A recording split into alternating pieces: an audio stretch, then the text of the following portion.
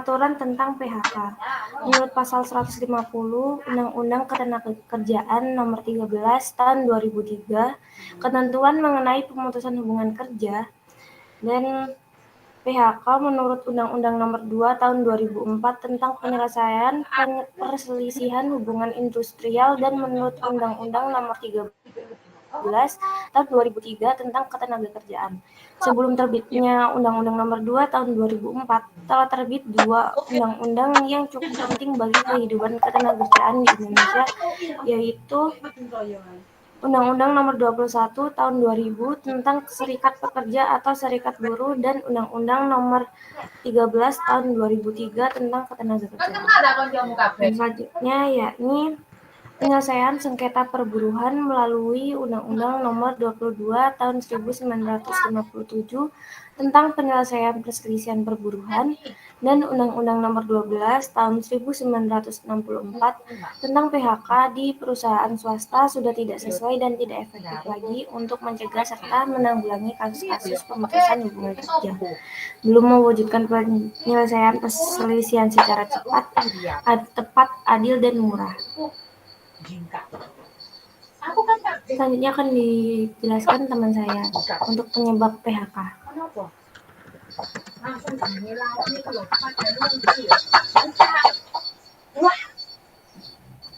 Baik, untuk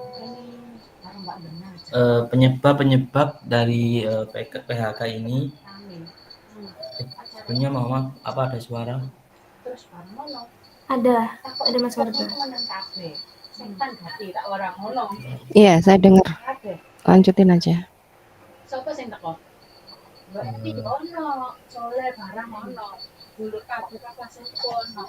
Jadi ada beberapa penyebab yang mengakibatkan terjadinya PHK atau pemutusan hubungan kerja ini, dan alasan PHK ini dapat terjadi karena beberapa alasan. Yang pertama yaitu perusahaan yang melakukan penggabungan, peleburan, pengambilan alihan, atau pemisahan perusahaan dan pekerja atau buruh yang tidak bersedia melanjutkan hubungan kerja, atau pengusaha tidak bersedia menerima pekerja buruh. Yang kedua, perusahaan melakukan efisiensi yang diikuti dengan penutupan perusahaan atau tidak diikuti dengan penutupan perusahaan yang disebabkan perusahaan mengalami kerugian. Yang ketiga, perusahaan tutup yang disebabkan karena perusahaan mengalami kerugian secara terus-menerus selama 2 tahun.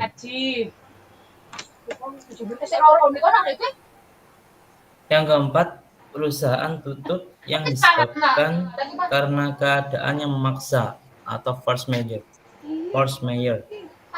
Yang kelima, perusahaan dalam keadaan penundaan kewajiban atau pembayaran hutang. Dan yang keenam, perusahaan mengalami kepailitan.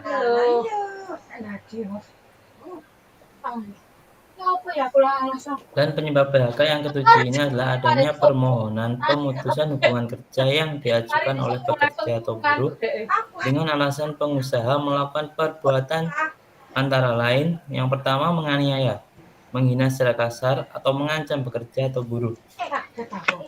Dua, menunjuk atau menyuruh pekerja atau buruh untuk melakukan perbuatan yang bertentangan dengan peraturan perundang-undangan.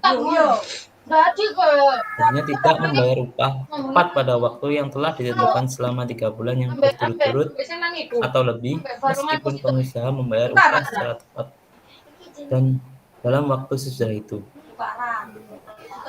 Yang keempat, tidak melakukan kewajiban yang telah dijanjikan kepada pekerja atau buruh. Yang kelima, memerintahkan pekerja atau buruh untuk melaksanakan pekerjaan di luar yang diperjanjikan. Dan yang terakhir, memberikan pekerjaan yang membahayakan jiwa, keselamatan, kesehatan, dan kesusilaan pekerja atau buruh, sedangkan pekerjaan tersebut tidak dicantumkan pada perjanjian kerja.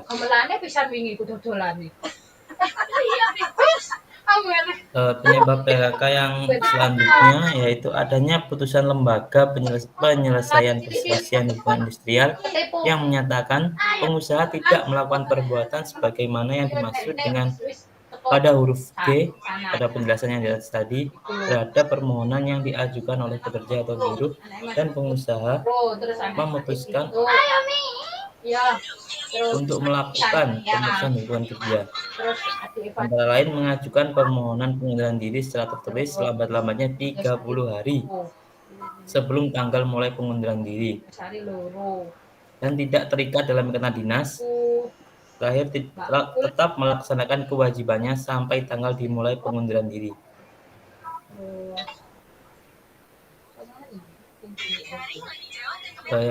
Dan penyebab PHK yang ke-10 ini adalah pekerja atau buruh mangkir selama 5 hari kerja atau lebih berturut-turut tanpa keterangan secara tertulis yang dilengkapi dengan bukti yang sah dan telah dipanggil oleh pengusaha 2 kali secara patut dan tertulis.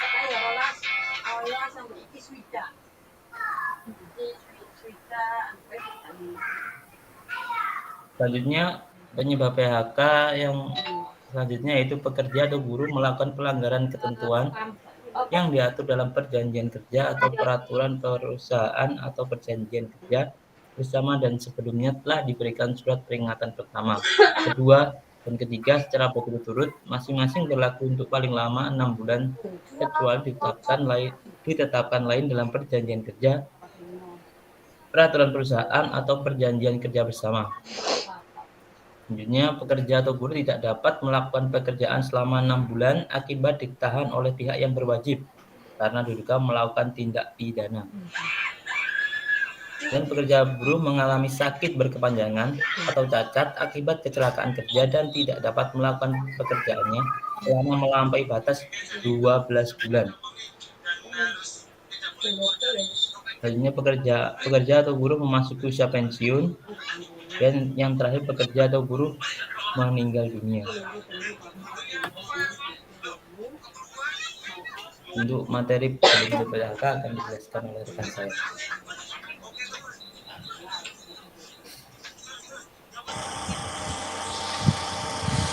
Baik, selanjutnya ialah bentuk-bentuk pemberhentian pegawai. Yang pertama, pemberhentian pegawai itu jika menurut sifat itu dibagi menjadi 3. Yang pertama ada pemutusan hubungan kerja secara hormat. Nah, pemutusan hubungan kerja ini terjadi antara perusahaan dengan pegawai karena alasan berikut. Yang pertama ialah keinginan tenaga kerja yang bersangkutan.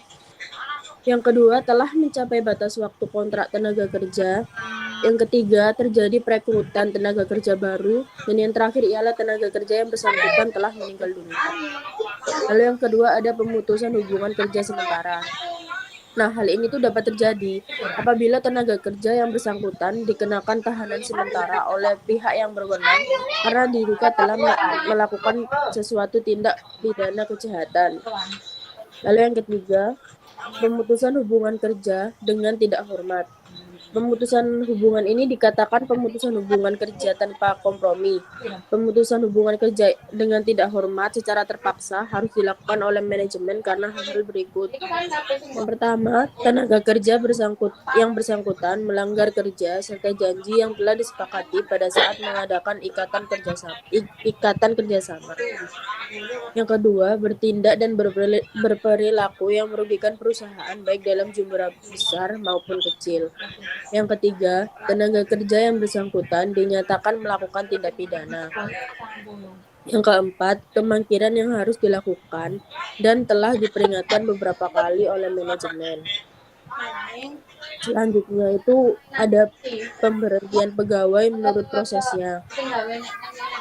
Dan dalam pemberhentian pegawai menurut prosesnya ini dibagi menjadi 4. Yang pertama, dikarenakan pensiun. Nah, pemberhentian dengan hormat oleh pihak perusahaan terhadap pegawai yang usianya telah lanjut dan dianggap sudah tidak produktif lagi atau setelah usia 56 tahun.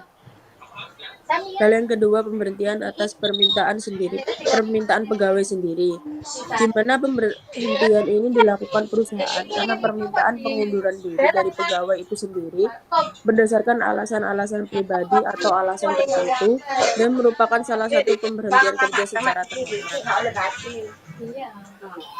Ini akan dijelaskan oleh teman. Baik, untuk yang selanjutnya yaitu pemberhentian langsung oleh pihak perusahaan.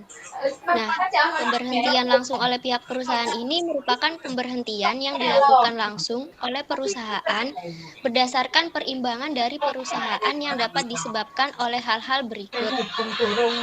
Hal-hal tersebut yaitu yang pertama, karena adanya penyederhanaan organisasi atau rasionalisasi, yaitu pemberhentian dengan hormat yang dilakukan oleh pihak perusahaan karena alasan kesulitan-kesulitan yang dihadapi perusahaan. Misalnya, semakin kecil atau sempit jangkauan kegiatan organisasi tersebut, yang menyebabkan perlunya penyederhanaan organisasi atau rasionalisasi yang dapat diikuti dengan pengurangan pegawainya. Lalu, karena penyelewengan disiplin. Nah, penyelewengan atau tindak pidana lainnya yaitu pemberhentian tidak dengan hormat oleh pihak perusahaan terhadap pegawai yang telah melakukan pelanggaran, penyelewengan, atau karena tindak pidana yang mengakibatkan bersangkutan terkena hukuman pidana. Yang ketiga, karena ketidakmampuan pegawai yang bersangkutan, yaitu pemberhentian dengan hormat oleh pihak perusahaan terhadap pegawai yang dianggap tidak dapat menunjukkan kemampuan atau prestasi dan kandidat yang baik. Selanjutnya, pemberhentian sementara. Pemberhentian sementara ini adalah pemberhentian yang dapat dilakukan perusahaan terhadap pegawainya dengan alasan tertentu. Di antaranya, karena alasan kesulitan-kesulitan yang dihadapi perusahaan yaitu pemberhentian oleh pihak perusahaan dalam jangka waktu tertentu yang disebabkan oleh kondisi perusahaan yang kurang menguntungkan atau menurunnya aktivitas usaha. Yang kedua, karena pelanggaran, penyelewengan, dan tindak pidana, yaitu pemberhentian sementara oleh pihak perusahaan terhadap pegawai yang melanggar disiplin, melakukan penyelewengan atau tindak pidana lainnya yang masih dalam batas wajar dan masih dapat diterima oleh perusahaan serta bukan merupakan tindak pidana berat. Untuk materi yang selanjutnya yaitu prosedur penyelesaian perselisihan ketenagakerjaan. Nah, adapun beberapa sarana yang dapat dipakai para pihak untuk menyelesaikan perselisihan industrial yaitu penyelesaian di tertib, yang kedua penyelesaian di luar pengadilan. Nah, penyelesaian di luar pengadilan ini ada 3 sarana yang disediakan bagi para pihak yang sedang berselisih, yaitu yang pertama arbitrase, konsiliasi, dan mediasi. Yang ketiga, penyelesaian melalui pengadilan. Hanya ada 2 lembaga pengadilan yang dapat menyelesaikan perselisihan hubungan industrial, yaitu Pengadilan Hubungan Industrial dan Mahkamah Agung. Nah, ada 2 hukum kepada Mahkamah Agung yang dapat diajukan oleh para pihak yang bersengketa, yaitu kasasi dan peninjauan kembali. Untuk materi yang selanjutnya akan dijelaskan oleh rekan saya.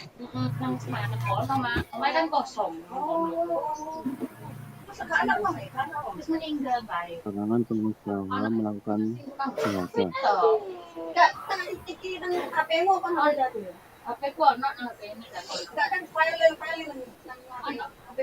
Usaha dilarang melakukan pemutusan hubungan kerja dengan beberapa alasan, yang mana diantaranya yakni yang pertama terkait tentang penaker berhalangan masuk kerja dikarenakan sakit, karena menurut dokter selama waktu tidak melampaui 12 bulan secara terus-menerus.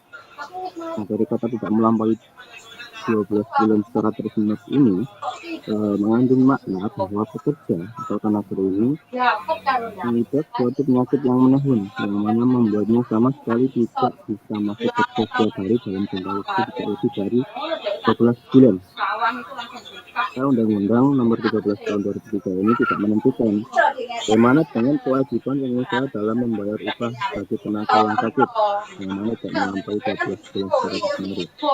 Nah, hal ini mungkin akan berlanjut menjadi tanggung jawab serta penyelenggara jaminan sosial ketenagakerjaan.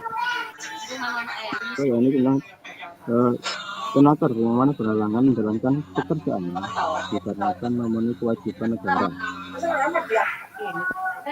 Undangan yang berlaku, yang mana kewajiban terhadap negara ini menurut undang-undang, misalnya pekerja buruh ini menjadi saksi di pengadilan dalam tempat perusahaan maupun di luar daerah, yang mana menyebabkan pekerja atau buruh tidak menjalankan kewajibannya di perusahaan. Dan ada pula yang mana tenaga ini diberikan oleh negara, yang mana sebagai tenaga milisi atau militer cadangan, digunakan kekurangan para militer, yang mana untuk melawan pemberontakan terhadap negara ataupun melawan musuh yang hendak menghancurkan negara. Jadi orang yang selanjutnya yakni tenaga sekarang melakukan PHK apabila menjalankan ibadah yang diperintahkan agamanya. Nah, bagi tenaga yang beragama Islam dan mampu untuk melaksanakan ibadah haji, tentunya ia harus meninggalkan pekerjaannya paling lama yaitu 40-45 hari. Nah, dalam hal ini pengusaha tidak diperbolehkan untuk memutuskan hubungan kerja terhadap tenaga tersebut, dan malah pengusaha ini wajib untuk memberikannya cuti dengan upah penuh. Yang larangan yang selanjutnya ini tenaga kerja atau tenaga menikah. Nah, menikah menurut hukum Islam ini bagi pekerja yang beragama Islam termasuk ibadah sesuai dengan hadis Rasulullah, yang mana oleh karena itu memutuskan hubungan kerjanya dengan pekerja atau buruh yang menikah, setidaknya pengusaha ini wajib memberikan cuti sampai mana acara tenaga tersebut yang mengadakan pernikahannya bisa selesai. Dan selanjutnya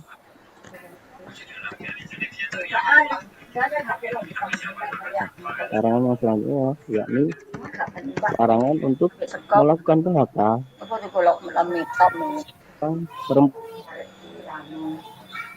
melahirkan, gugur kandungan atau menyusui.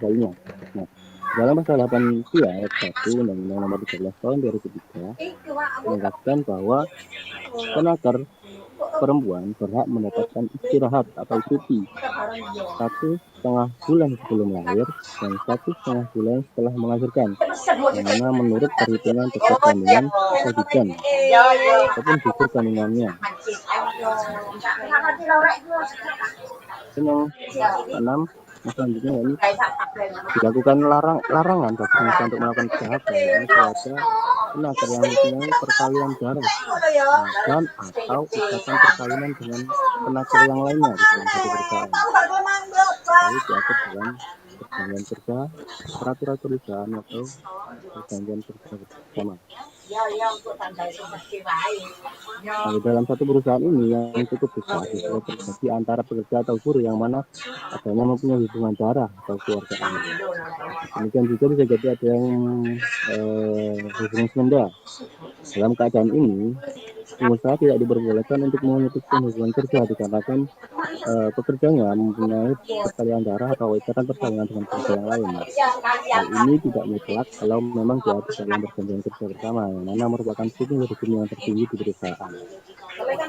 Dan sekarang yang selanjutnya ini tentang tenaga yang mendirikan, menjadikan anggota dan atau mengurus serikat pekerja. Agar ini melakukan kegiatan serikat pekerja di luar jam kerja ataupun di dalam jam kerja atas kesepakatan pengusaha, karena berdasarkan ketentuan yang diatur dalam perjanjian kerja, peraturan perusahaan dan juga perjanjian kerja bersama. Nah, dalam hal ini buruh tidak dapat dilakukan PHK akan alasan ini.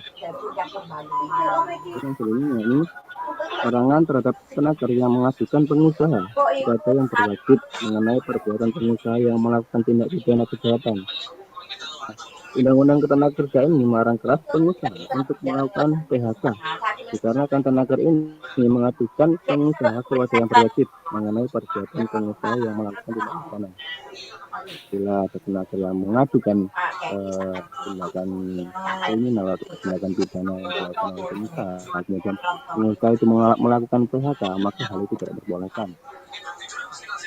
Dan ini karena kan larangan bagi pengusaha melakukan PHK karena kan perbedaan agama, aliran politik, kemudian beda paham suku, warna kulit, golongan, jenis kelamin, kondisi fisik ataupun status perkawinan. Nah, ini tidak boleh dilakukan PHK. Dan yang terakhir yakni larangan bagi pengusaha untuk melakukan PHK dikarenakan tenaga kerja atau pengajar dalam keadaan cacat tetap, sakit akibat kecelakaan kerja atau sakit karena hubungan kerja yang mana menurut surat keterangan dokter yang jangka waktu penyembuhannya belum dapat dipulihkan. Hal ini juga dapat dilakukan pemutusan hubungan kerja. Pun sakit kecelakaan kerja ini karena kan ketika ada melakukan pekerjaan bukan ada peristiwa yang mana menimbulkan kerugian bagi pengacar yang mana hal ini terunjuk pada pengacar menjadi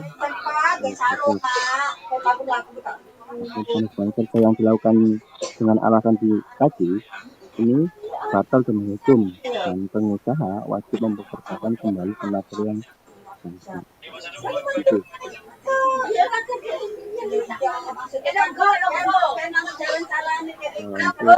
Kemudian bagaimana selanjutnya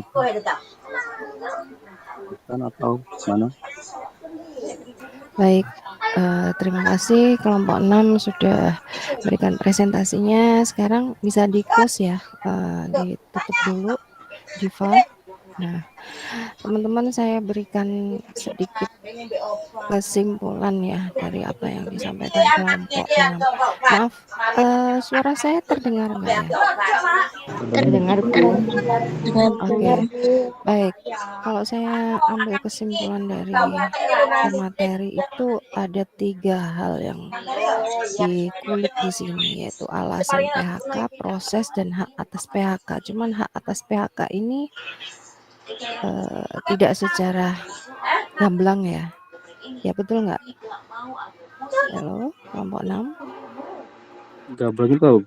Gamblang, jelas, detail maksudnya. Oke, baik teman-teman, dari materi ini teman-teman bisa menyanggah, bertanya atau tambah wacana tentang alasan PHK, prosesnya, serta hak atas PHK. Silakan auto nilai berjalan. Cuman begini, ini kayaknya tadi fokus ke UUTK ya. Ya, teman-teman ini fokus ke UUTK tadi. Halo? Betul ya? 13/2003. Oh iya. Ya, tadi fokus ke situ ya. Tidak open PP 35. Iya Bu, fokus ke UTK. Oke, teman-teman, untuk lebih lengkapnya kita bisa open PP 35 2001 tentang PHK ya. Jadi PP 35 2001 itu tentang PHK, alih daya, terus WKWI. Jadi di situ teman-teman bisa mendasarkan jawaban teman-teman itu dari ini gitu, dari PP ini. Oke, sekarang karena kalian ini di rumah ya, bisa open kan ininya PP 35 2001. Jadi kita fokus ke PHK-nya. Teman-teman bisa dilihat di pasal-pasal tertentu, yaitu mulai tadi kan ada mendesak ya, ada PHK atas dasar mendesak ya. Iya tidak? Oke.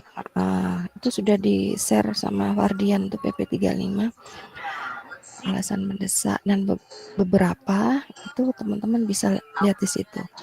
Saya tambahin dulu ya, untuk alasan mendesak selain dari pasal 52 ayat 2, teman-teman bisa, dan UCK ya, dan UUCK pasal 151 dan pasal 151A, teman-teman bisa tambahkan SE Menaker Trans, ya, bisa dicatat ya, SE Menaker Trans nomor SE garis 13 garing men garing SJ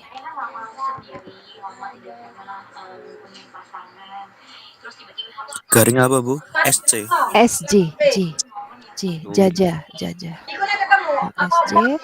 terus garis tidur ya, HK, jadi SJ garis tidur HK, terus garing 1 garing 2005. Itu dijelaskan banyak tentang alasan mendesak ya. Jadi dasar yuridisnya itu alasan mendesak. Selain pasal 52 ayat 2 plus pasal 151 11 20 21 atau UUCK ya.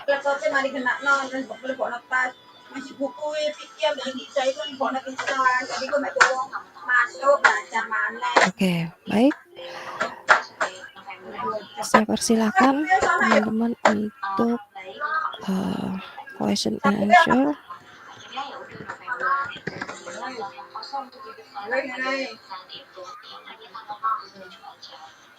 Ini agak sedikit berat ini memang PHK ini.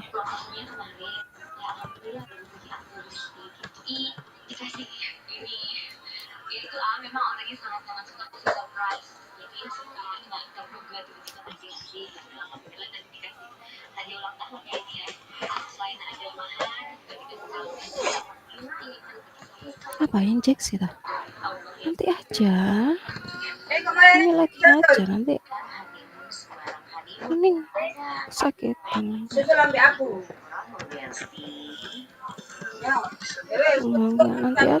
aja.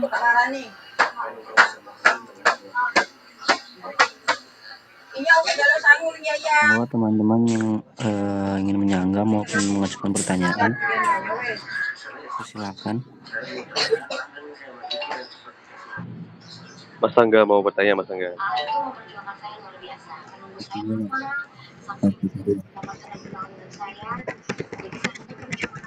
Halo, suara saya terdengar apa tidak?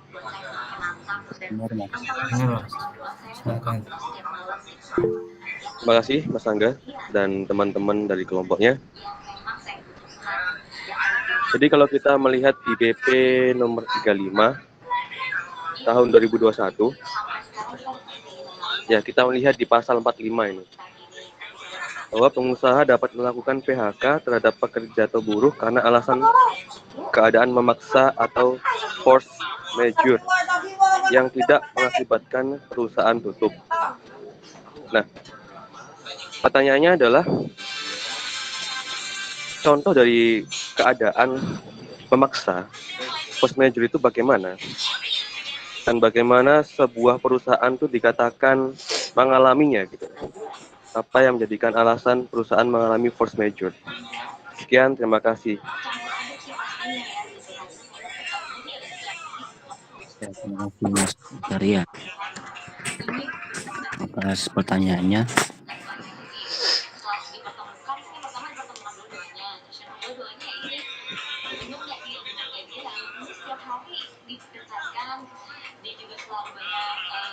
Langsung saja ya Mas ya, saya jawab.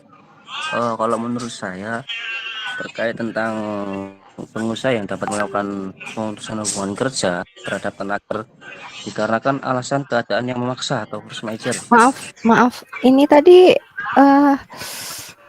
siapa yang bertanya? Ini ya, siapa sih, Zakaria bukan? Iya, betul. Zakaria. Oke. Baik, lanjut. Oke, lanjut. Saya ulang ya. Ya, mungkin menurut saya dari pengusaha yang dapat melakukan terhadap tenaker dikarenakan alasan keadaan yang memaksa atau force majeure. Mungkin hal ini juga dicontohkan, mungkin saya ambil contoh gini Mas ya, kayak semisal COVID kemarin, yang mana lagi krisis-krisisnya ekonomi. Nah, krisis ekonomi ini baik itu dari masyarakat maupun juga perusahaan, yang mana mengakibatkan turunnya keadaan ekonomi dari sebuah perusahaan, yang mana hal itu menyebabkan keadaan yang memaksa untuk pengusaha dalam melakukan PHK karena kan adanya ini pengurangan ekonomi. Nah, mungkin hal itu juga bisa dikatakan keadaan yang memaksa dikarenakan jika dilanjutkan untuk melakukan berlangsungnya pekerjaan tadi tanpa melihat ekonomi dari si perusahaan. Nah, mungkin itu juga bisa dijadikan alasan terkait tentang pemphk-an terhadap tenaker yang ada di dalam perusahaan tersebut. Mungkin seperti itu, Mas. Baik. Ketika Mas Angga memberikan pemisahan seperti itu, COVID, artinya force majeure ini sebuah keadaan yang tidak bisa dikontrol, ya, faktor eksternal, tidak terduga lah. Tiba-tiba ada bencana alam kayak COVID dan lain sebagainya, sehingga ada keadaan memaksa perusahaan harus mem-PHK beberapa orang, bahkan bisa PHK massal. Seperti itu ya, Mas Angga ya?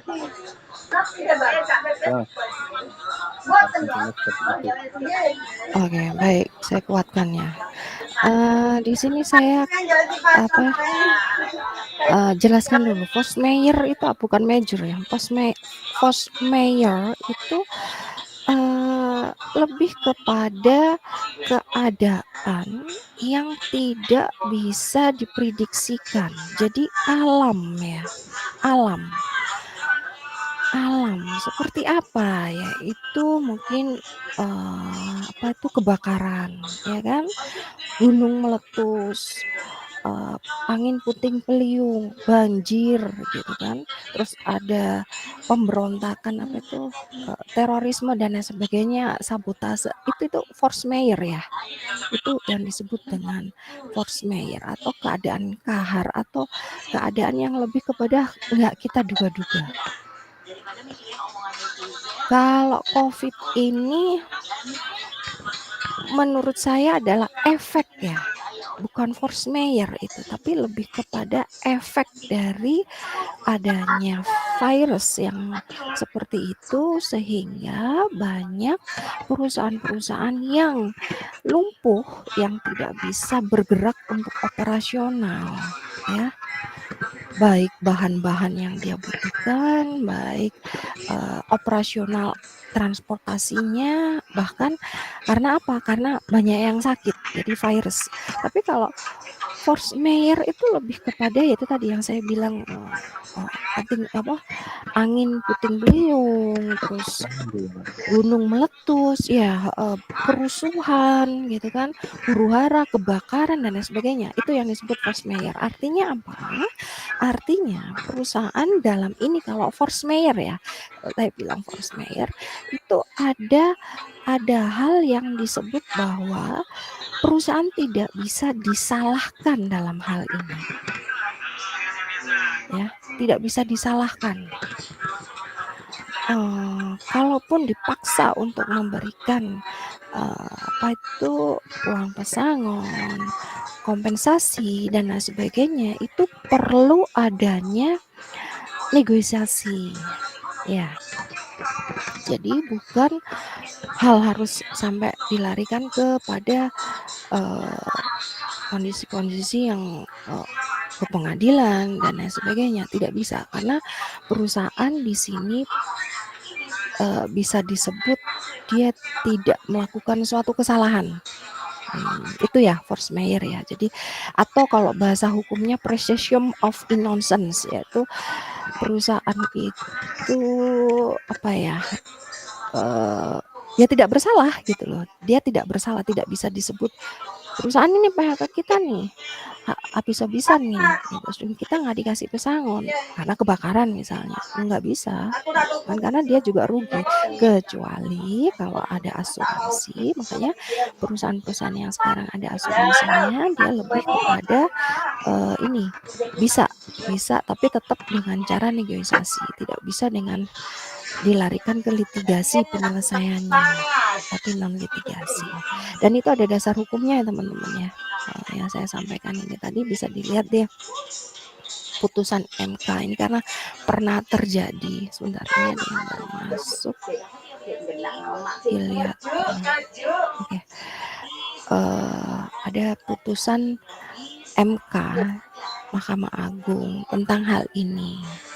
Jadi makanya munculnya peraturan bahwa kondisi force majeure tidak bisa disalahkan 100% pihak perusahaan. Perusahaan masih punya hak untuk mem-PHK karena alasan mendesak itu tadi. Ya, oke.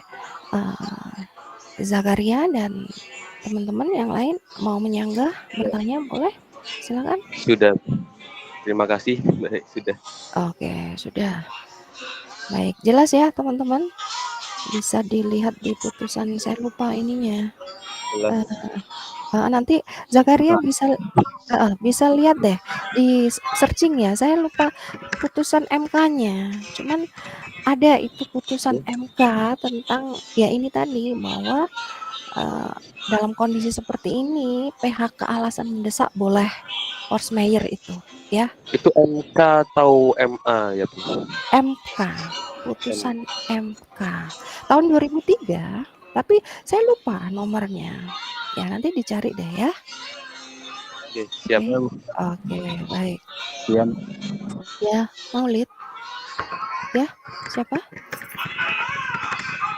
Oke, baik. Teman-teman yang lain silakan, masih dibuka question and answer diskusinya. Baik, sambil menunggu saya absen ya. Dila? Hadir Bu. Oke. Adinda? Hadir Bu. Oke. Habibullah ada ya?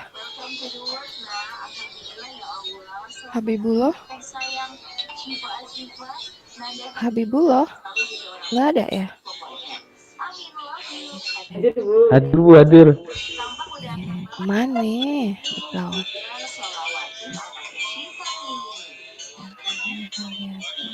Imam Syahruwardi?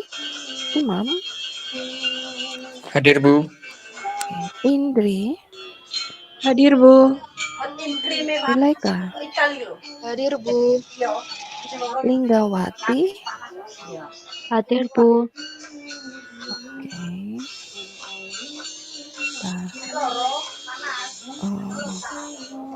Oke. Lulu? Hadir Bu.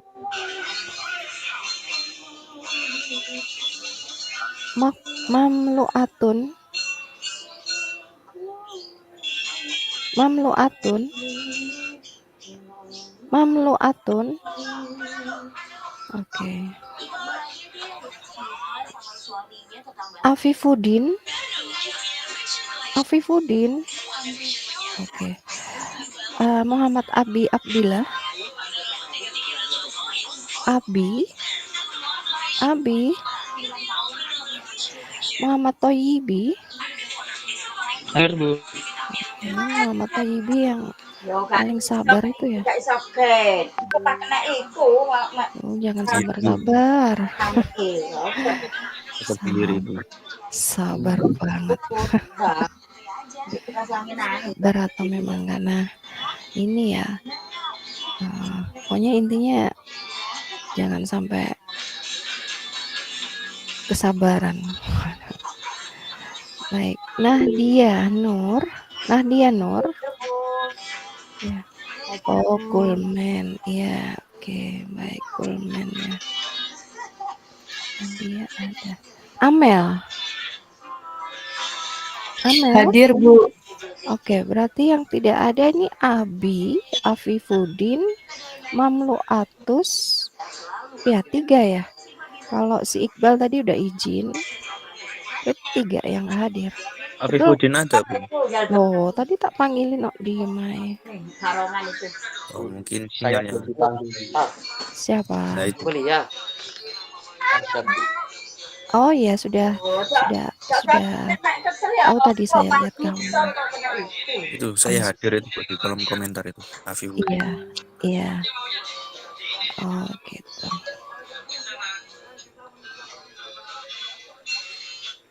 Oke. Baik. Ini teman-teman baru hadir nih. Gimana ini ya? Abi, kamu ketiduran apa?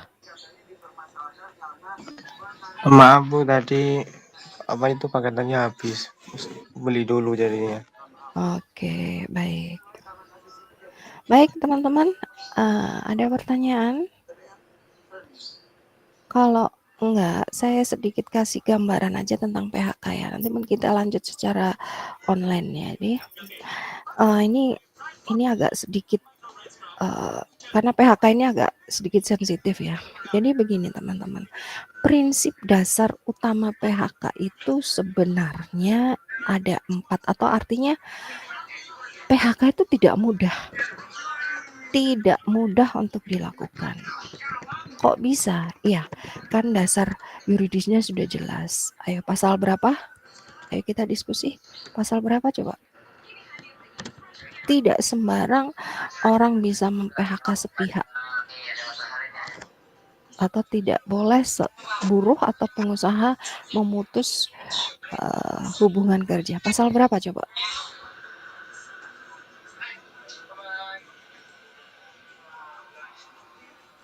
Ayo, kita loh sering diskusi ini. Buka UCK-nya juga ya. Itu tadi Zakaria buka PP kan? Di situ ada Zakaria. Gimana Bu? Nggak kedengaran Bu, nggak punten.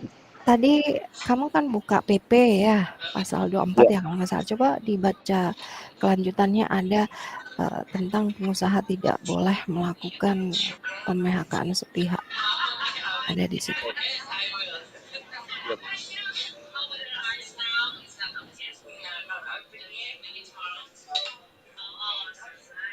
Atau teman-teman yang lain?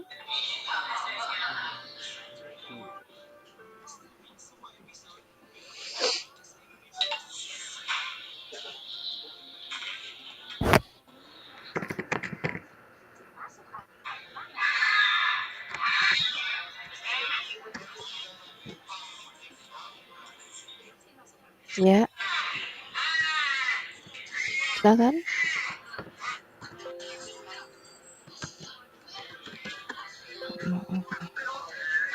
Oke, nggak apa-apa. Udah nemuin teman-teman?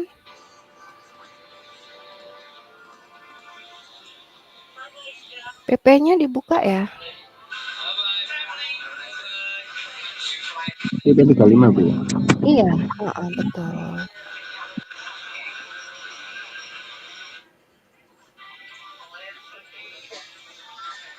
Kalau yang di-share si Fardian tadi hanya perubahan-perubahannya ya. Jadi nggak lengkap. Sudah nemu? Pasal 37, teman-teman. Coba dibuka pasal 37. Itu dasar yuridis yang kuat, di mana kenapa disebutkan PHK itu tidak mudah, ya, dasar yuridisnya. Udah nemu?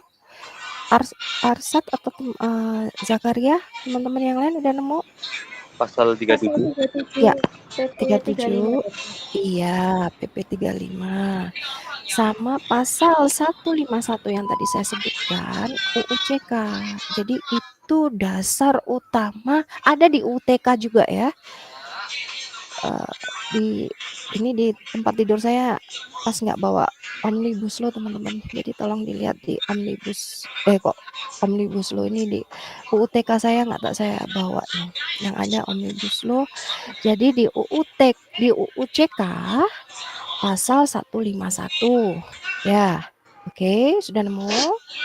Dan pasal 37 PP 35 tahun 2001. Itu dasar atau prinsip utama bahwa PHK tidak mudah dilakukan.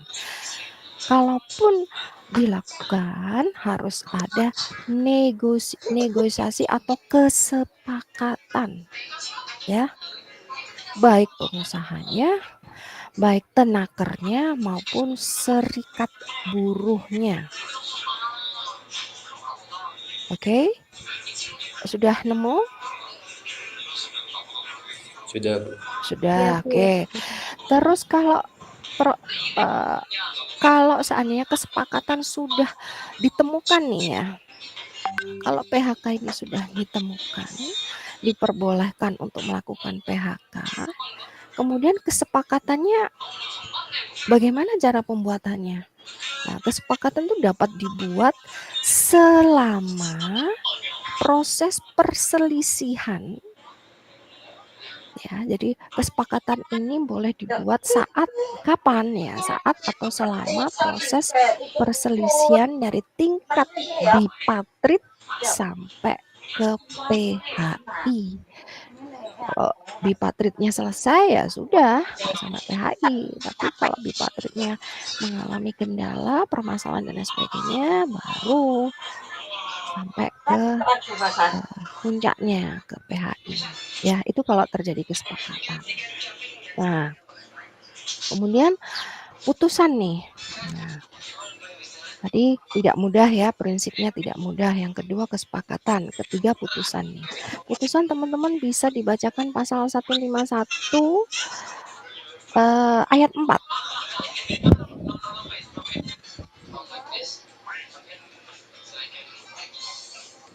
Bisa? UUTK dapat. UUCK. UUCK.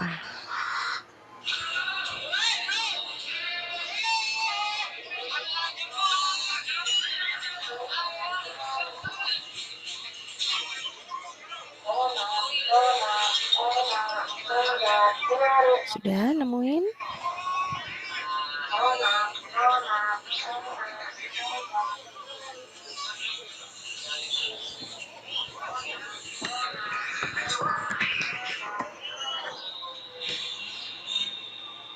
Yang dalam hal perundingan bipatrit ini, Tabu.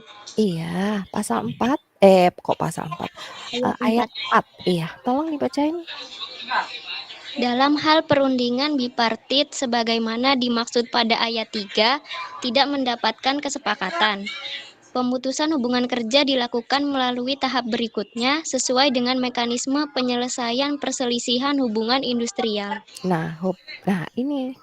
Jadi jika tidak menemukan solusi, mekanismenya larinya ke PHI. Ya, kalau selesai di bipartit ya selesai.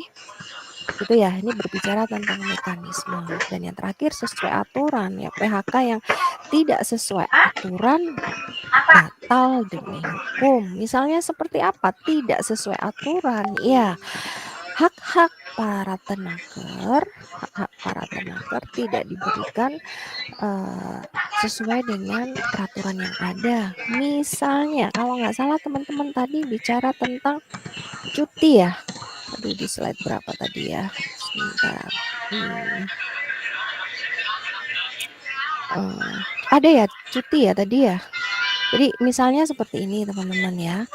Di dalam pesangon itu, di situ itu ada hak-hak karyawan misalnya cuti yang harus terbayarkan atau apa ya nih ya istilahnya itu diuangkan. Jadi gini, dalam 1 tahun selama karyawan tersebut, tenaker tersebut punya hak cuti ya, bukan izin, cuti dan dia belum pakai setahun itu 12 bulan dan haknya adalah 12 hari. Nah, tapi tidak boleh apa ya secara aturan tidak boleh langsung diambil 12 itu enggak boleh ya. Maksimal tuh 3 hari diambil ya. Lah kalau selama 1 tahun dia tidak mengambil otomatis kan masih penuh. Lah ini harus diuangkan. Harus diuangkan dimasukkan ke dalam daftar pesangon tersebut. Ini wajib. Ini contohnya. Jadi contoh yang tadi saya sampaikan bahwa tidak sesuai aturan ya batal demi hukum. Atau misalnya karyawan tenaker yang sudah bekerja 3 tahun ke atas, bagaimanapun perusahaan harus memberikan uang pisah misalnya. Uang pisah itu apa? Uang pisah ini setiap perusahaan itu bisa memberikan apa ya? Berbeda-beda.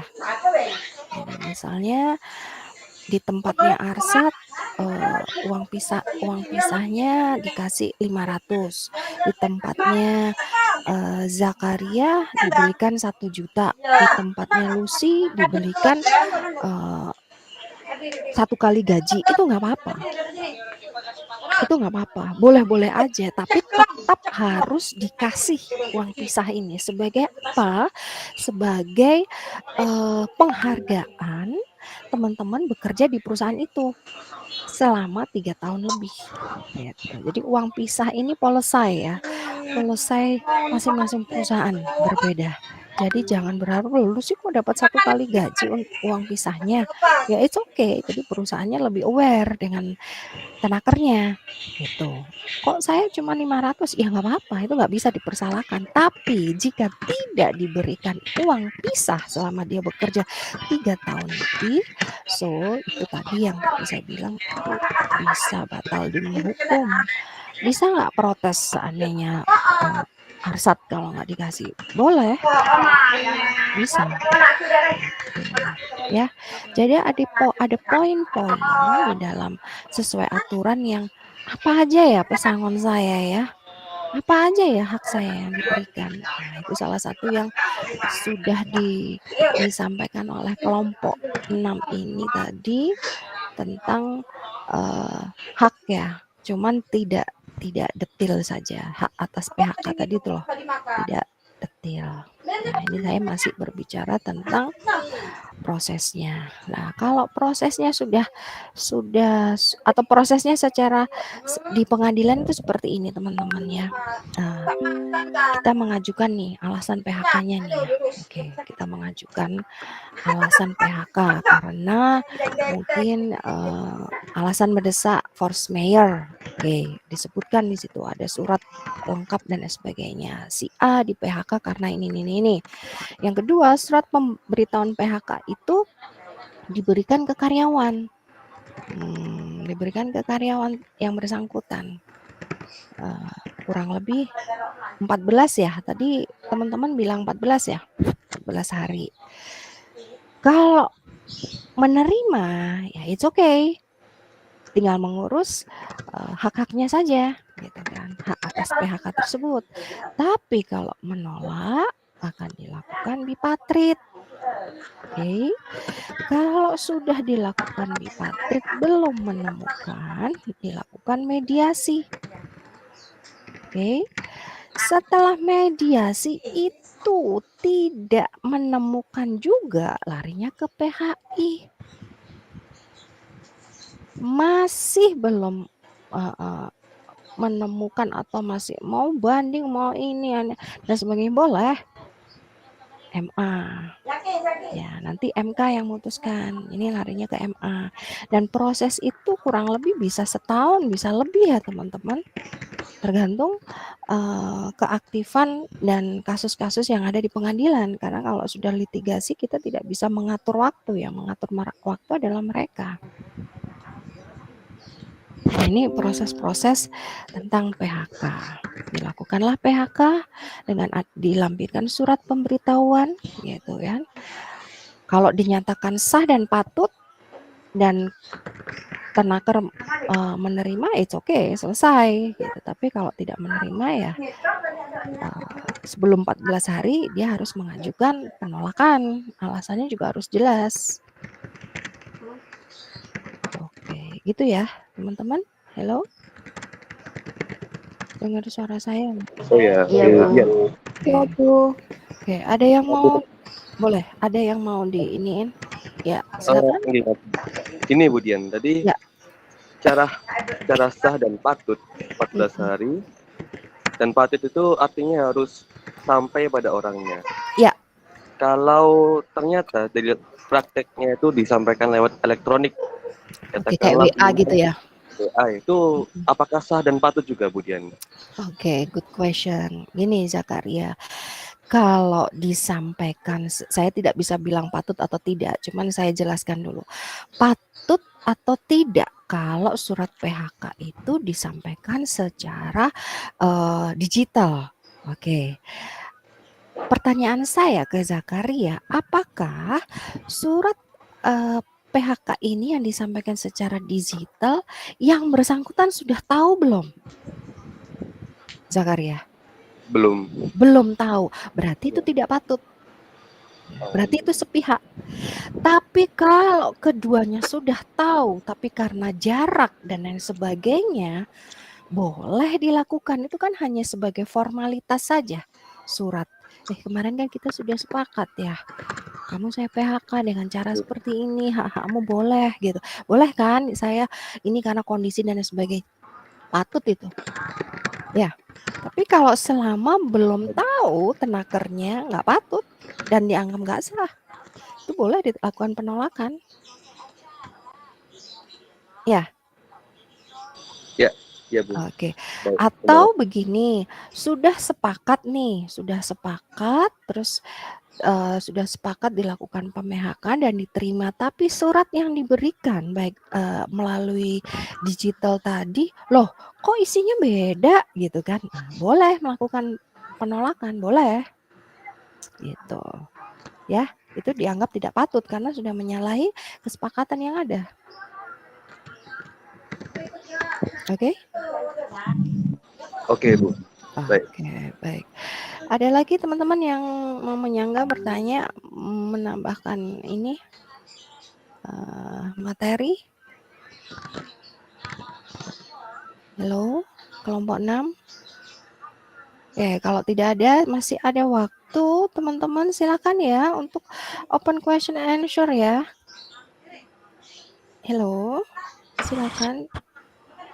Iya Bu, mungkin yang lain ada yang mau bertanya. Oke. Zulaika atau siapa ya? Silakan, siapa? Ya Bu, dan kelompok 6 saya ingin bertanya. Oke, baik, silakan Haikal. Jadi pertanyaan saya adalah, kan sekarang ada itu ada tentara Komcat, yaitu komponen cadangan. Nah, misalkan pegawai itu yang terpilih sebagai tentara Komcat itu sedang menjalankan tugasnya untuk memenuhi kewajiban negara, dan itu lebih dari 1 tahun ataupun lebih, dan apakah bisa di PHK oleh perusahaan secara sepihak, dan juga untuk pegawai yang sedang menjalani tentara Komcat itu misalkan tidak bisa di PHK, itu apakah tetap digaji atau tidak ya? Itu pertanyaan saya. Terima kasih. Baik, kembali kasih. Saya kasih kesempatan untuk kelompok 6 menyampaikan argumennya apa saja atas pertanyaan Haikal. Setelah itu baru saya. Cuman saya jelaskan kepada Haikal ya, yang dimaksud dengan Haikal tadi Komcat itu berarti aturan hukumnya sudah berbeda ya. Aturan hukumnya yang dipakai itu beda. Oh ya, baik. Ya, karena yang kita pelajari hari ini tuh tentang perburuhan adalah hubungan industrial. Kalau tentara kan langsung pemerintah. Jadi aturannya apakah bisa menggunakan undang-undang ASN? Oh tidak. Yang menggunakan undang-undang ASN misalnya pegawai negeri dan lain sebagainya. Loh, tentara bukannya pegawai negeri? Iya, digaji pemerintah. Tapi aturan mainnya sudah beda. Tidak bisa menggunakan undang-undang kita yang kita diskusikan sekarang. Gitu, Haikal. Jadi seperti itu ya, Bu. Ya, baik. Iya, kecuali saya kembalikan lagi kepada kelompok 6. Kelompok 6 silakan memberikan tanggapannya. Mungkin kelompok 6 lebih memahami tentang Komcat ini. Silakan. Tapi pada dasarnya Haikal, pasti mereka aturannya juga tidak jauh beda dengan yang hubungan industrial itu. Ya, karena hak apalagi itu pemerintah ya, ya kan? Contohnya kecil saja deh. Saat tentara itu meninggal ya, atau tentara itu dalam posisi tugas ke luar negeri ya, itu keluarganya, anak istrinya itu diistimewakan loh teman-teman. Diistimewakan dalam arti apa? Fasilitas yang biasanya mereka tidak dapat, mereka akan dikasih. Apalagi kalau dalam kondisi terjadi apa-apa dengan tentara itu, gitu loh. Ya. Baik, Bu. Terima kasih. Oke, jadi pakai undang-undang militer ya ini ya. Baik, silakan kelompok 6 untuk memberikan ilustrasinya atau argumentasinya. Ya, saya coba izin masuk Bu ya. Namun dari pertanyaan Mas Begal tadi, jika dihubungkan dengan perburuhan, itu kan kalau tadi kan tentang Komcat ya. Kalau semisal diganti dengan tenaga atau tentang perburuhan, maka jika tenaga tersebut, misal tenaga tersebut ini dibutuhkan oleh negara, yang mana hal itu tidak dapat menjadikan dia tidak dapat melakukan pekerjaannya. Nah, maka hal ini tenaga itu tidak boleh di PHK, tidak boleh dilakukan PHK. Gimana sih pertanyaannya Mas Haikal, gimana? Saya agak lupa. Halo? Ya, jadi ya seperti itu. Jadi misalkan jadi pertanyaannya itu pegawai yang terpilih sebagai tentara Komcat itu kan sedang menjalankan tugas itu lebih dari 1 tahun mungkin. Itu apakah bisa di PHK oleh perusahaan secara sepihak?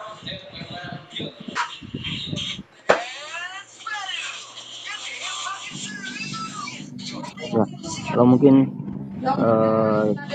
dari kasus tadi, dari pernyataan tadi, jika dihubungan dengan tentang perburuhan atau tenaga kerja, yang mana tenaga kerja ini berhalangan untuk menjalankan pekerjaannya, yang mana dikarenakan memenuhi kewajiban kepada negara, yang mana hal itu sesuai dengan ketentuan perundang-undangan yang berlaku. Nah, maka misal kayak tenaga kerja tadi menjadi pokoknya dibutuhkan oleh negara untuk melakukan suatu kewajiban. Nah, hal ini tidak dapat dijadikan alasan dilakukannya pemangkakan terhadap tenaga tadi, dikarenakan itu tadi, dikarenakan tenaga tersebut haruslah memenuhi kewajiban terhadap negara, mana sesuai dengan ketentuan perundang-undangan yang berlaku itu, jika itu dibutuhkan. Dan seperti itu, Mas. Mas Haikal. Ya baik-baik. Terima kasih atas jawabannya. Haikal kenapa larinya ke Komcat? Pengen ya? Iya Bu, kemungkinan kedepannya ingin coba juga Bu. Oke, Komcat itu cuman masalahnya dia itu ininya 3 bulan ya. Jadi dia pelatihan jadi pelatihan militernya itu 600 jam ya, kurang lebih, atau 3 bulan ya. Kalau kamu lolos di situ, ya ya baguslah. Karena yang kamu dapatkan lumayan sih, maksudnya yang kayak upah gitu yang kamu dapatkan banyak. Ada tunjangannya normatif lah. Tapi kembali lagi, kalau di ASN atau PNS, gini aja deh saya mau nanya. Menurut Haikal, dipecat sama di PHK itu sama nggak sih? Sama nggak Haikal? Kurang lebih sama sepertinya Bu. Beda sekali. Kalau dipecat itu berarti dia di PHK dengan tidak hormat. Ya. Sedangkan itu lebih banyak dikenal dan dilakukan oleh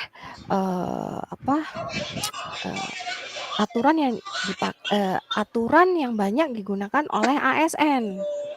Ya. Tentara juga dipecat. Istilahnya di PHK dengan tidak terhormat. Kayak contohnya Sambo. Dia bukan di PHK, dia dipecat. Nah, konotasinya istilahnya itu sudah jelek, negatif. Tapi kalau di PHK ya itu tadi yang disampaikan kelompok 6 ada beberapa. Gitu. Pendaftarannya sudah mulai loh ya. Siapa ini Haikal? Oh iya Bu, Coba. sudah mulai. Cuman nanti saja Bu, pas bekerja mungkin Bu nanti coba. Kuliah juga Bu. Kenapa? Soalnya kuliah juga takutnya mengganggu kuliah. Ya enggak, jangan. Menurut saya sih daftar aja dulu. Ada kakak kelas kalian itu pengen jadi polisi ya. Dia 3 kali coba, tapi gagal. Tapi yang keempat dia ada kesempatan, dia dijamin untuk masuk, tapi akhirnya saya nggak mau, saya sudah trauma gitu. Maksudnya dia nggak dipakai gitu. Maksudnya nggak dipakai kesempatan itu gitu loh. Jadi kalau Haikal mau coba, kan sekarang sudah semester 5, dicoba-coba aja. Nggak usah nunggu nanti udah lulus. Kan pasti lulus insya Allah kalau proposalnya udah jalan. Bikin proposal sekarang, proposal skripsi. Jadi curi start, bisa lah. Ya, yang penting mentalnya Haikal untuk masuk ke Komcat itu harus mental baja ya. Ya baik Bu, terima kasih Bu sarannya Bu. Kan saya coba Bu. Baik. Oke, ada lagi teman-teman? Ini nggak ada lagi? Kelompok 6, gimana kelompok 6?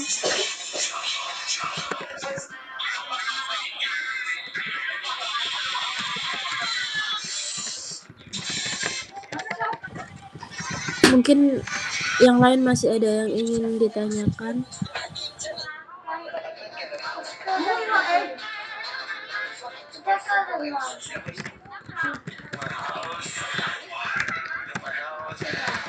Belum.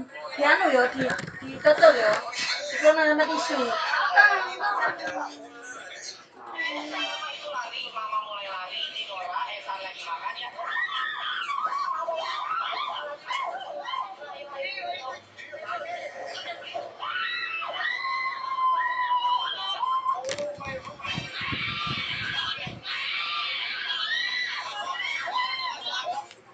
Kalau gitu saya yang tanya ya.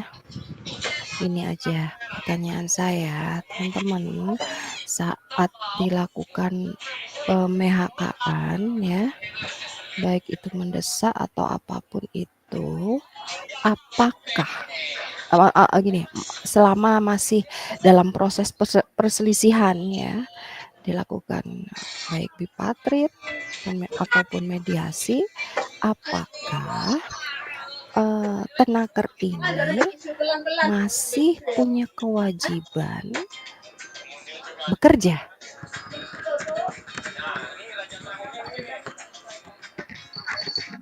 Gimana Bu? Gimana Bu? Gini, selama proses bipatrit yang tadi saya bilang atau mediasi atau proses arbitrase ke PHI tadi, apakah tenaker tersebut masih punya kewajiban bekerja? Nanti nek apa nek nipis kali pakai itu, pakai itu.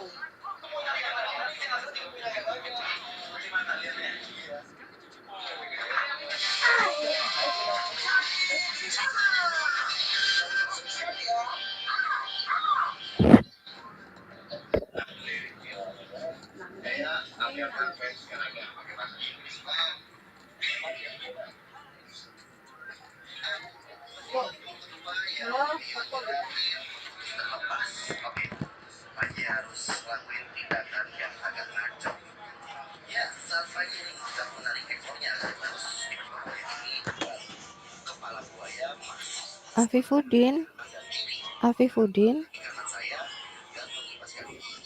Afifuddin ada? Afifuddin? Tadi katanya no error Bu. Oh, dia tadi kayaknya pakai 2 akun deh. Ini masih ada di sini. Biasanya dia speak up. Ini enggak speak up.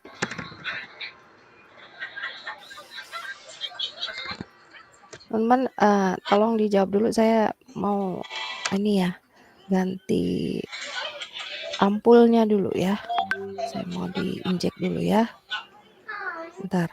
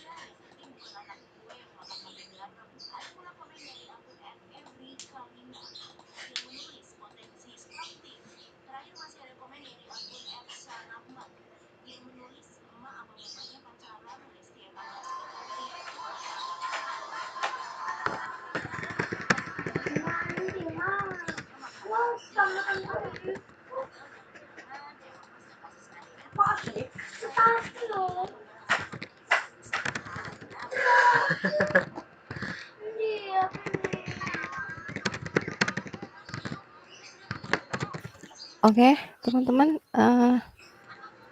sudah? Ada yang bisa menjawab?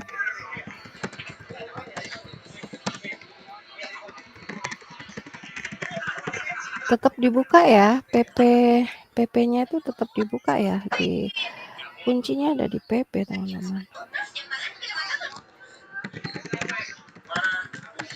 Sama di kalau ada di UJK, UTK.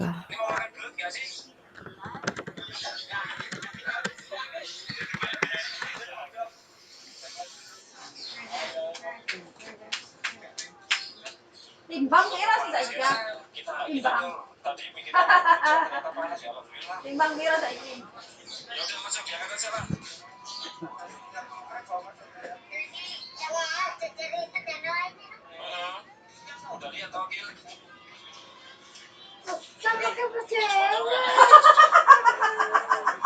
Lali.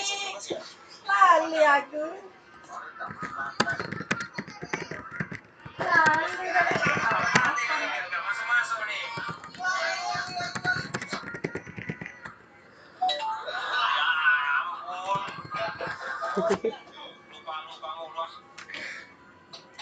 Aku sumu uangan itu kasihan dulu. Duduk.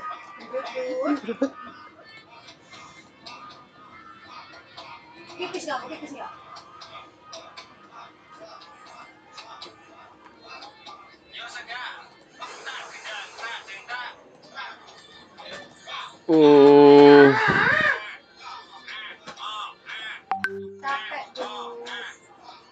Capek dulu.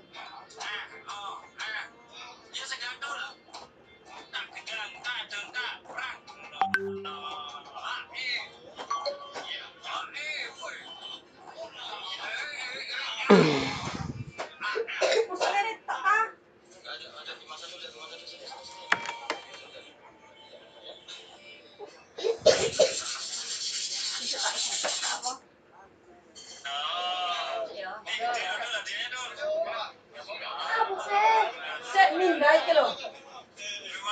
Ini guys, ini kuda sama naganya udah dicungin. Oh, jamumu kak. Ada sehat.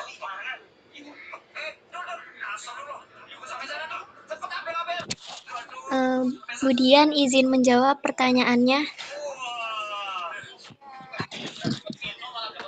Iya, silakan Cut, silakan. Dalam masa penyelesaian perselisihan PHK ini, apakah karyawan tetap berkewajiban untuk bekerja atau tidak? Begitu ya, Bu? Ya, betul. Nah, menurut saya karyawan, tenaker, pekerja atau buruh itu harus tetap melaksanakan segala kewajibannya karena sudah dijelaskan dalam UU TK pasal 155 ayat 2. Di situ dijelaskan selama putusan lembaga penyelesaian perselisihan hubungan industrial belum ditetapkan, baik pengusaha maupun pekerja atau buruh harus tetap melaksanakan segala kewajibannya. Nah, jadi menurut saya tenaker itu harus masih tetap melaksanakan kewajibannya sebelum putusan itu diputuskan pada saat penyelesaian perselisihan itu, Bu.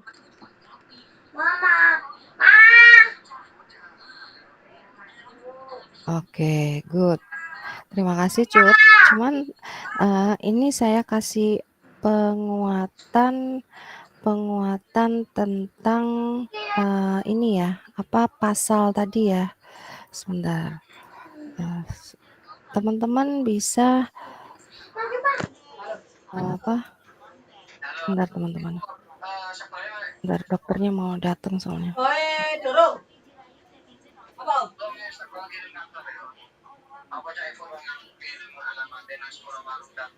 Ya wes anun.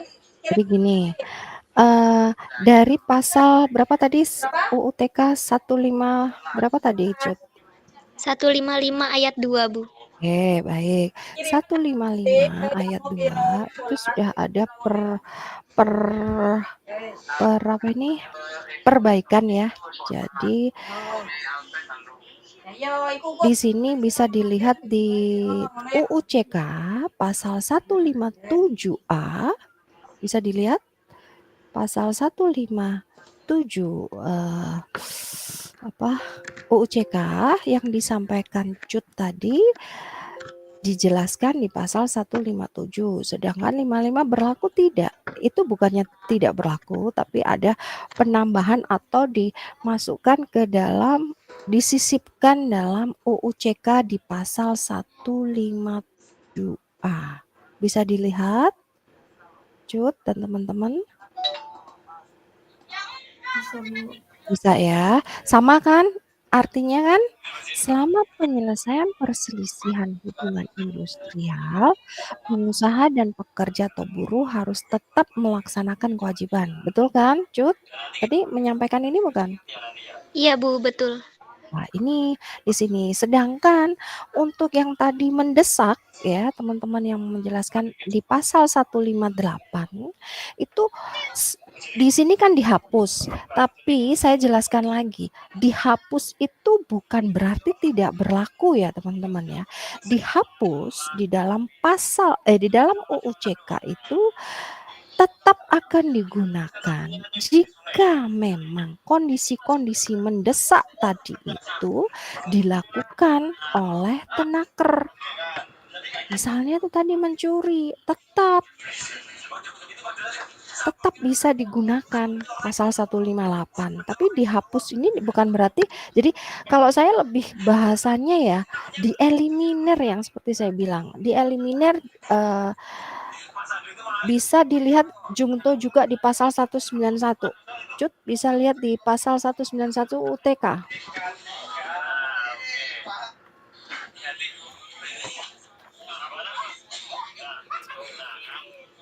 Yang tentang ketentuan peralihan ini, Bu. Betul.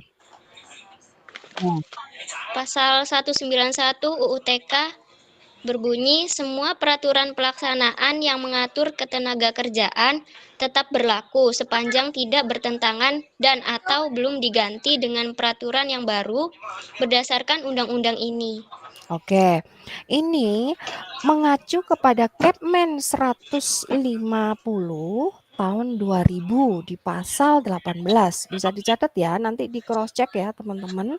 Kepmen 150 garing tahun 2000 pasal 18. Jadi pasal 158 kalau menurut saya di sini bukan dihapus, tapi lebih kepada dieliminir. Artinya apa? Kalau dihapus tidak dipakai sama sekali, tapi nyatanya secara de facto gitu, meskipun secara de jure ini dihapus, secara de facto pasal 158 ini masih digunakan.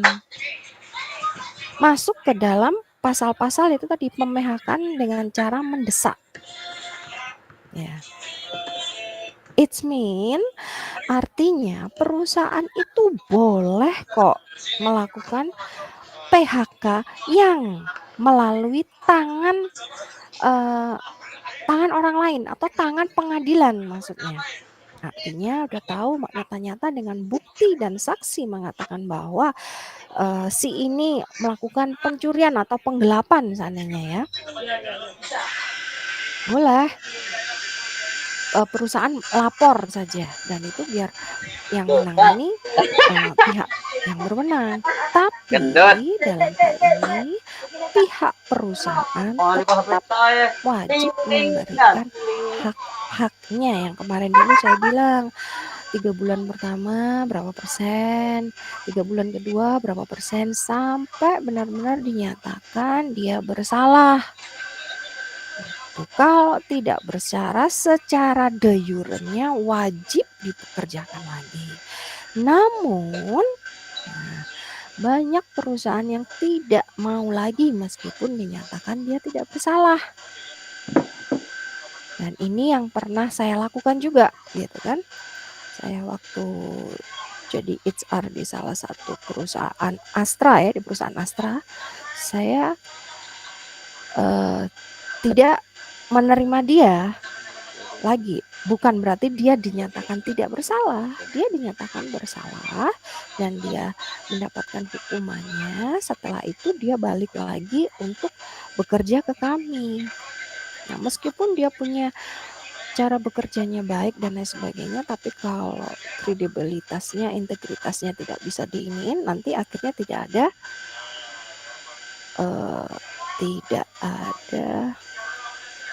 ada apa sih ini istilahnya, efek jerah kepada ya teman-teman yang lain.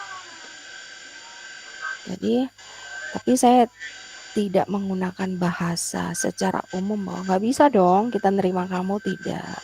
Saya menggunakan bahasa-bahasa yang setidaknya mereka ini bisa menerima kenapa kami tidak bisa menerima mereka kembali bekerja di tempat kami. Tuh. Terus ada juga perusahaan waktu saya di Taman Wisata Matahari di Bogor, saat itu benar-benar melakukan pencurian, cuman karena dia di backing oleh salah satu orang terkuat di wilayah situ, dia hanya dihukum 4 bulan. Ya, dihukum 4 bulan.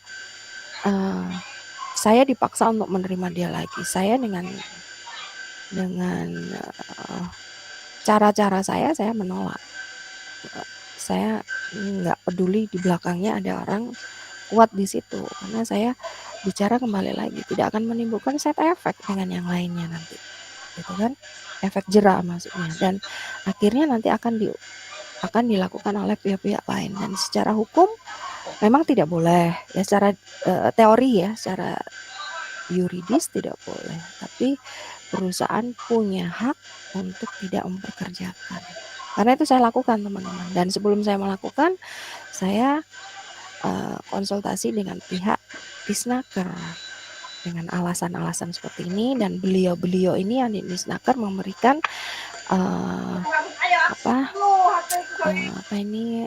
masukan-masukan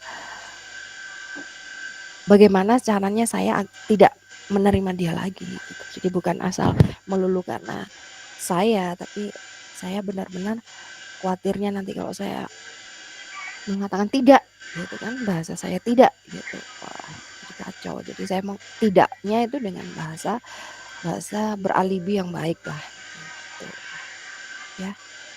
Jadi Cut dan kelompok 6 serta teman-teman yang lain bisa diiniin ya, karena itu larinya ke upah ya, bisa dilihat nanti di pasal berapa Cut tapi Cut? Pasal 157A UU CK. Iya betul ya, dan pasal yang dihapus tadi 158 yang untuk mendesak itu dieliminir ya, dieliminir di junto pasal 191. Oke. Itu ya teman-teman ya, itu harus teman-teman kuat di situnya agar saat akan melakukan litigasi, proses litigasi, kalau sudah litigasi kan berarti menolak, itu tidak salah kaprah gitu. Tidak asal mengajukan aja, ada processing yang harus dilakukan gitu. Oke teman-teman, ada lagi yang mau menyanggah, bertanya atau apa? Halo, minggu depan materinya apa ya?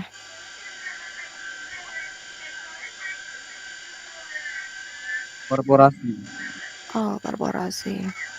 Saya dikasih waktu istirahat 2 minggu ya teman-teman, tapi kalau saya berharap 3 hari itu sudah, mungkin sudah bisa baikan, gara-gara itu tadi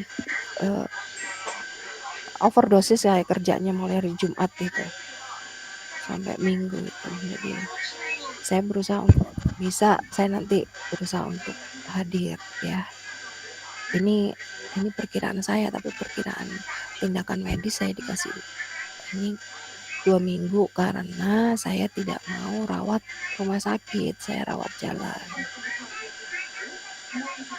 Ya. Iya, terima kasih ya Haifuddin. Oke. Nggak ada yang bertanya? Sudah? Sudah belum ini? Halo? Speak up dong. Kelihatannya cukup, Bu. Cukup ya. Sepertinya cukup. Bu. Baik. Ya baik kalau begitu. Terima kasih kelompok 6 dan teman-teman, hari ini memang karena memang PHK ini sedikit berat ya, jadi saya banyak memberikan materi. Nanti kalau sempat saya akan, tapi saya harus pilah-pilah dulu, harus pelajari dulu ya, untuk bikin statistik atau metrik buat teman-teman pelajari ya. Oke. Tentang PHK maksud saya ya. Iya, Bu. Oke, baik teman-teman, terima kasih, saya tutup. Semoga bermanfaat buat kita dan buat teman-teman dan menjadi amal jariah kita. Amin. Mohon maaf atas lisan dan perilaku saya. Salam dahsyat. Wow. Dahsyat. Oke, baik. Terima kasih. Assalamualaikum warahmatullahi wabarakatuh. Waalaikumsalam warahmatullahi Terima kasih Bu. Terima kasih. Makasih, Bu. Makasih. Iya, makasih. Iya, makasih. Bu Dian, Ya, Bu, saya izin bertanya, Bu. ya boleh. Untuk absensi apakah bisa diperbaiki, Bu ya? Yang apa ya? Kemungkinan kan saya absen kemarin 3 kali, Bu. Izin 2 kali sama satunya tanpa keterangan, Bu. Ya, itu, Bu. Sebentar, saya cek dulu. Ya, Bu. Terima kasih, Bu. Saya cek dulu, nanti saya informasikan ya. Ya, Bu. Oke. Karena sudah saya masukin semua teman-teman. Jadi kalau habis kuliah kayak begini, saya langsung ini masuk ke CTRL itu. Jadi absennya teman-teman saya masukin semua.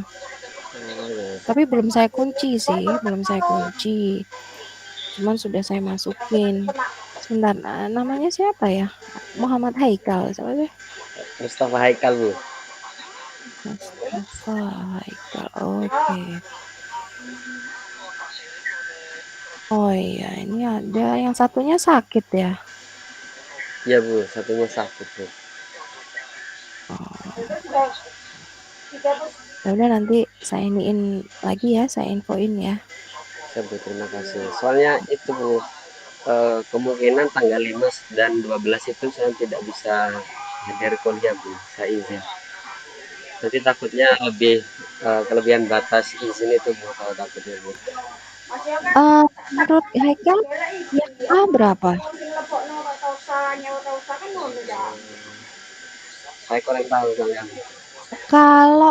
Kalau I itu sebenarnya kemungkinan masih bisa ya kalau I ya. Apalagi S itu ngaruhnya cuma dikit, karena kalau S itu 80%, kalau I itu kalau sudah A itu di bawah 75%. Apalagi kalau sudah 3 itu mungkin bisa dipastikan nilai UTS, UAS nggak bisa masuk gitu. Meskipun nilainya bagus, dia nggak bisa masuk auto, itu sistemnya. Tapi kalau I itu kayaknya masih bisa. Gitu Haikal. Nah, terus maksudnya Haikal gimana ini? Soalnya tanggal 5 dan 12 itu saya ada sidang, Bu. Oh gitu. Iya. Sidang apa? Kamu kerja magang atau gimana? Sidang. Double degree, Bu. Hah? Apa? Haikal double degree, Bu. Haikal dan? Haikal itu juga kuliah di PENS, Bu. Oh gitu. Gitu ya Haikal? Iya, Bu, mohon maaf, Bu. Oh ya. Coba ya, saya cek dulu di CTRL-nya ya. Oke. Ya baik, terima kasih ya, Bu. Terima kasih banyak, Bu. Oke, baik. Terima kasih teman-teman. Jaga kesehatan ya semuanya. Ya, Bu, siap, Bu. Ibu juga ya. Ya, Assalamualaikum. Ya, makasih. Ya.